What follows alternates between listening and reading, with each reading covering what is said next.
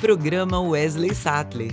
Oferecimento Óticas Cachoeiro. Confiança transmitida no olhar. Vitória Ambiental. Proteger o meio ambiente é o nosso compromisso. Américas Chocolates Bean to Bar. O chocolate sem culpa. E Gourmet Shop. Para os apaixonados por cozinha.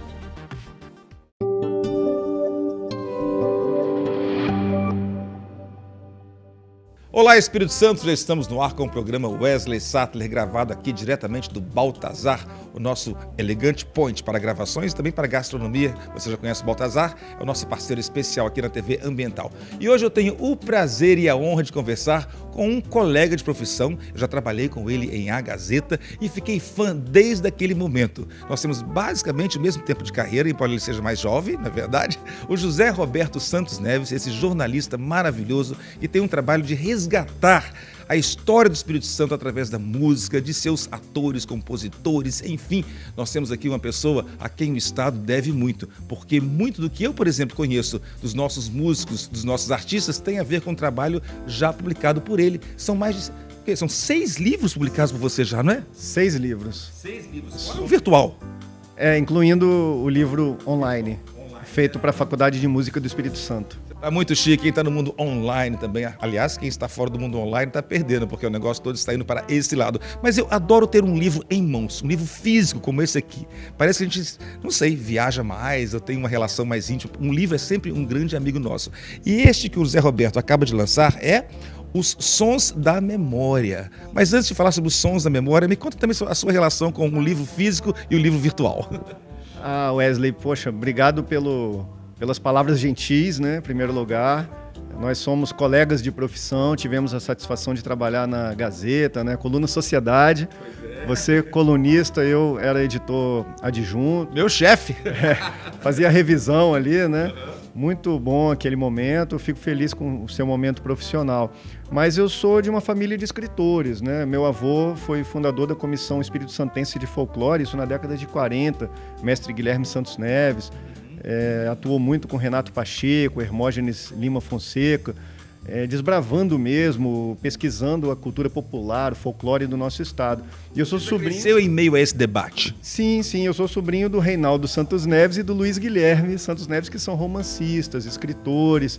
Mas assim, eu sempre cresci rodeado de livros, porém, como escritor, eu trabalho com não ficção. Eu prefiro trabalhar com a pesquisa sobre a música popular, trabalho com biografias, com crônicas, que é um gênero que fica no limiar entre a literatura e o jornalismo, mas sempre com foco mais no jornalismo cultural. Agora, esse envolvimento seu com a música, ele começou a partir do momento em que você se tornou um jornalista, e de muito sucesso, aliás, ou antes também você já tinha já tinha um músico que morava aí? Vem da adolescência, porque eu sou daquela geração que ficou encantada com Rock in Rio.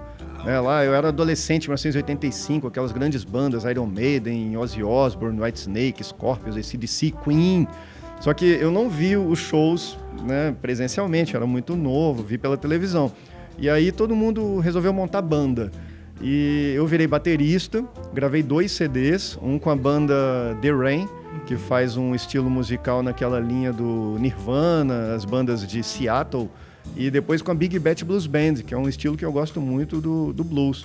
Então participei desse movimento musical ali no final dos anos 80 e depois tive a oportunidade de escrever sobre esse movimento no meu livro chamado Rock Crise. Olha que bacana, então o envolvimento dele como diz o americano, runs in the family, né? Tá no DNA, não é? Bacana, maravilhoso isso. Agora, você também tem um pendor, digamos assim, um amor especial às raízes de tudo. Eu gosto de ver o seu trabalho, que você se aprofunda, você vai a personagens que vieram muito antes de você. Nós tivemos o prazer de lançar o livro Maísa no Inverno VIP, não é? E você é o grande autor desse livro que nos permite conhecer essa grande mulher. Deixa eu colocar a capa do livro aí. Olha, gente, quem quer conhecer sobre Maísa, esta é a Bíblia. Esse livro escrito por José Roberto Santos Neves. Maravilhoso, eu me encantei ainda mais com essa personagem. Então, você tem essa visão de que para a gente conhecer onde nós estamos hoje, a gente tem que ir lá no passado. É isso que te motivou a fazer este livro aqui, Os Sons da Memória? Sim, eu gosto muito de uma frase, Wesley, do Fernando Pessoa, que diz que a arte existe porque a vida não basta. Então a arte existe para nos tornar pessoas melhores, construir uma sociedade mais humana, mais justa, mais desenvolvida, né? Com mais amor, respeito à diversidade. Então é fundamental a gente trabalhar, entender a nossa memória, a nossa história, nossas tradições culturais. Eu fico muito chateado quando ouço um capixaba falando: o Espírito Santo não tem identidade. Como que não tem identidade? Temos várias identidades culturais, né, no nosso estado. Então eu me dedico a registrar essa memória no campo da música popular. Esse último livro, essa última obra? Se chama Os Sons da Memória, uma leitura crítica de 40 discos que marcaram época na música do Espírito Santo. Então esse livro foi selecionado pelo edital da Secretaria de Estado da Cultura, tem 464 páginas, porque eu acho que é de família isso, eu gosto muito de escrever, né, de me aprofundar, como você falou, e eu faço uma crítica de 40 discos, a maioria em formato LP, né, em formato de vinil. O famoso bolachão. O bolachão, que a gente só encontra em sebos, e aí que está o nosso trabalho, né, de resgatar esse material e mostrar para o leitor: olha, esse material tem valor, tem qualidade musical, qualidade artística. Então a gente parte desde o Maurício de Oliveira, Hélio Mendes, Carlos Cruz, o Maria Cibele, a rainha do rádio do Espírito Santo, já saudosa, né? Esther Mazzi, que era a diva do jazz do Espírito Santo, o Sérgio Benevenuto, que está em atividade, o Afonso Abreu, a Prígio Lírio, Trio Caiçara. Aí a gente passa pelos anos 80 falando de Guto Neves, Lula de Vitória, Carlos Bona, Carlos Papel, João Pimenta, que marcaram a minha infância, né, os clipes que passavam na TV. E a gente avança para os anos 90 com o Manimal, com Casaca, esse movimento de mistura de rock e congo, e chega até o momento atual, falando de pianistas como Pedro de Alcântara, que você conhece e gosta muito, né? O Fabiano Araújo, que é diretor da Faculdade de Música do Espírito Santo, excelente pianista. Hariton Nathanaelides. Tá no livro também, o Hariton Nathanaelides. Então a ideia é mostrar essa diversidade da música produzida no Espírito Santo em diversos ritmos. Então tem disco de choro, de MPB, de samba, bossa nova, jazz, blues, rocongo, tem de tudo. Então, nesse livro aqui, há vários personagens. Alguns desses personagens te deixou assim, mais empolgado ou mais surpreso durante o trabalho de pesquisa? Com certeza o nosso mestre Maurício de Oliveira, considerado o maior músico do Espírito Santo, né? Tem uma história curiosa do Maurício, que em 1955 ele foi disputar o Festival de Música em Varsóvia, na Polônia. Imagina, 10 anos depois do fim da Segunda Guerra, né? Naquele regime e tal. E ele fica em segundo lugar, ele é premiado com Canção da Paz, que é uma música maravilhosa, né? Considerado um hino emocional do Espírito Santo. Sempre no Natal, nesses períodos assim, a gente ouve muito a Canção da Paz.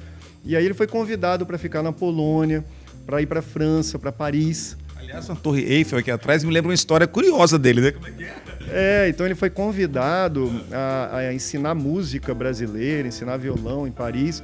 Aí ele perguntou: mas em Paris tem Convento da Penha? Não. Em Paris tem Penedo? Também não. Em Paris tem Camburi? Então eu vou ficar no Espírito Santo, que é a minha terra, que eu amo. E aí ele construiu uma obra notável, inclusive sendo o primeiro violonista a gravar a obra completa de Heitor Villa-Lobos para o violão, em disco. Prazer também de entrevistar o Maurício de Oliveira, ainda no programa Gente que é Manchete. E realmente era uma pessoa encantadora, né? E continua sendo, porque o artista não morre nunca, não é verdade? A sua obra é uma coisa que deixa ele eterno para todos nós. Então, parabéns, porque você está resgatando tudo isso, entregando esse trabalho que é de cunho histórico e nos permitindo ter realmente em mãos algo que a gente pode esfregar na cara daqueles que dizem que nós não temos identidade. Eu adorei essa sua frase. Sim, sim. A ideia básica desse livro, Wesley, é lançar luz sobre aqueles nomes que correm o risco de cair no esquecimento. Isso me incomoda muito, sabe? A gente perder de vista um nome como Hélio Mendes, que é um grande pianista do Espírito Santo, que gravou 8 discos na década de 60 pela gravadora Musiplay do Rio. Tem um material de bossa nova fantástico.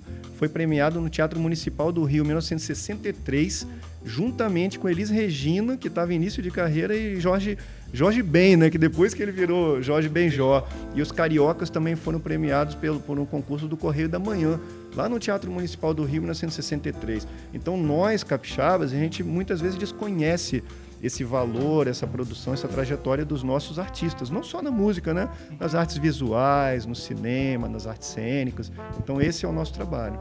E nesse contexto todo de pesquisa, de levantar nomes sobre a música capixaba, e o Roberto Carlos?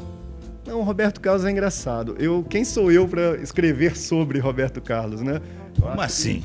Não, é porque eu entendo que assim, o meu trabalho é de desvendar aqueles músicos que estão esquecidos, né, que produziram muito, têm um trabalho de qualidade, mas que não estão próximos do público. O Roberto Carlos é consagrado, é o rei, então eu deixo já pro... Mas eu tenho certeza que até o rei tem uma historinha que a gente não conhece, e você vai descobrir pra gente. Sempre tem, né? Eu acho que desses grandes artistas, a Maísa realmente foi aquela que eu me apaixonei, né? Nós temos essa paixão em comum, porque a Maísa realmente foi uma mulher à frente do seu tempo, literalmente, né? Uma mulher corajosa, que exportou a música brasileira para o mundo. Ela cantou até em turco, né? Cantou em francês, Nemequitepá, cantou em espanhol, cantou boleros, jazz, músicas românticas. É uma grande artista que eu tive essa oportunidade, né, esse privilégio assim, de escrever, fazer uma biografia. A primeira biografia de Maísa, que depois foram lançadas outras, foi lançada por nós aqui no Espírito Santo, e tivemos a oportunidade de fazer o lançamento no Inverno VIP. No saudoso Inverno VIP. Quem sabe um dia o Inverno VIP volte também, né? A gente tinha essa alegria de lançar livros, convidar pessoas para palestras, era tão bom. Mas, ainda no saudosismo, quem você acha que é um artista injustiçado pela história, pela crítica no Espírito Santo? No Espírito Santo, eu também falo da Valesca, que é considerada a rainha da fossa. Ela é uma das personagens deste novo livro. A Valesca, eu tive a oportunidade de conhecê-la, ela é de Afonso Cláudio, recebeu até o título de Afonso Claudense Ausente, isso em 2010, e no final da carreira ela estava se reaproximando do Espírito Santo, né? Então acho que é uma das artistas assim, não diria injustiçada, mas que merece um olhar mais carinhoso por parte do público capixaba, até porque ela gravou Tina Tirone, gravou Meio Mastro, que é a parceria do Chico Lessa e Tina Tirone, música que ganhou o primeiro Festival de Música Popular Brasileira do Espírito Santo em 1968, festivais produzidos pelo nosso saudoso Milton Henriques. Ô, gente, olha que maravilha que é poder conversar com uma pessoa que é apaixonada pelo que faz. Quanta informação, quanta empolgação em falar dos nossos personagens. Olha a diferença que a arte faz. Como é que alguém pode dizer que a arte não está em segundo plano, não é prioridade? É através da arte que a gente se conhece, a gente sabe para onde a gente vai, quem nós somos. Então, quero te dar os parabéns aqui, José Roberto, por você ser tão entregue a essa causa capixaba, essa causa mundial, que ao mesmo tempo a música ela é mundial, ela ultrapassa fronteiras, na verdade, e por nos entregar sempre obras tão maravilhosas quanto esta. E esta última obra, a gente pode ter acesso a ela como? No site da editora Cândida. É muito fácil, só digitar ali no campo de busca do Google, que localiza e já pode adquirir. Mas vai ter um lançamento também pelo governo do estado, né, que foi aprovado pelo edital da Secult. E a gente está sempre realizando eventos unindo música e literatura. Dá vontade de continuar conversando com ele aqui, porque a cada pergunta ele dá uma aula de história pra gente. Olha que bacana. Quem sabe eu consiga trazê-lo um dia pra TV Ambiental. Você falou, sempre que lembrar de alguma coisa importante, fale. Eu faço aqui minha homenagem também a um grande mestre, Marian Caliste, sabe? Porque hoje eu ocupo a cadeira que pertenceu a Marian na Academia Espírito Santense de Letras. E assim, é uma grande honra. O Marian considera um dos maiores intelectuais do Espírito Santo, na área do jornalismo, da pesquisa musical, do radialismo, da poesia, dos haikais, da pintura, da gestão cultural. Então, falando em memória, né, eu recomendo assim, para os telespectadores para pesquisarem, procurarem assim, livros de Marian Caliste, que eu tenho grande admiração. Ok, muito obrigado mais uma vez. TV Ambiental, a TV que te reconecta com o capixaba, com as histórias daqui e com tudo que nos interessa. Que maravilha, podemos conversar mais uma vez sobre essa alegria, essa bênção que é viver no Espírito Santo e reconhecer os seus talentos. Mais uma vez, muito obrigado. E a você, um beijão e até a próxima, hein?